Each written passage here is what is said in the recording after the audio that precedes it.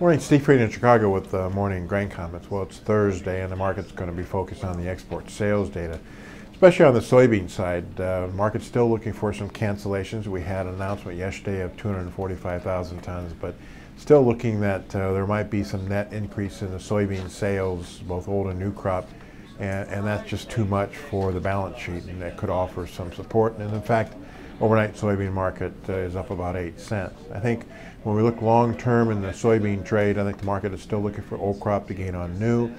We're using too many beans, and the big report will be March 31st when the government tells us what March 1 stocks are.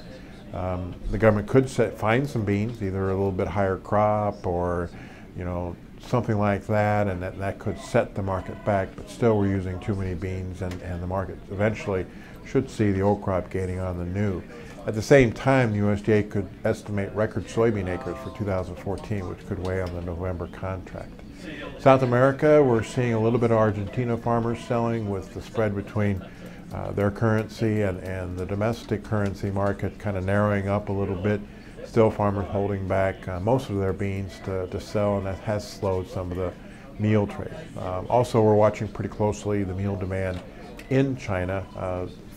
Food demand might be down, feed demand might be down, and there are rumors that China actually may start exporting meal, which could offer some resistance to the global meal market. Over in corn, we're a little bit lower overnight. I think the market thinks that we've traded all of, for now, maybe some of the bullish news of the lower U.S. supply and the fact that the cold weather could delay plantings. And now we may be focused on what the government says as far as the March 31st stocks of corn here and what our acres are going to be. It is interesting to see that this morning maps are a little bit colder for the U.S. Midwest on the 8 to 15 day time frame versus what we thought yesterday. It's still a concern that from most weather watchers that March could be cool. We could see normal temperatures in April, but May could be cool. And from a precip standpoint, for most of the Midwest, we should see normal rains this spring. Over in the wheat, I think a lot of focus is on the Ukraine.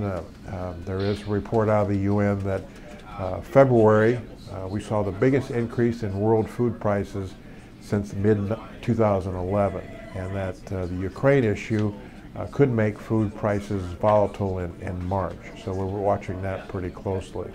Market's still worried about some of the cold weather and the impact it could have on our U.S.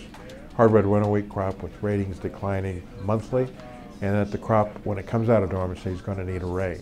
So the wheat market is kind of hovering around a certain price level, trying to decide, should it go higher if there's a weather problem here in the United States, or is it too high relative to the price of corn, and should it drop if corn prices also decline in 2014? As always, these are my thoughts and not those of ADM Investor Services, and have a safe and profitable trading day.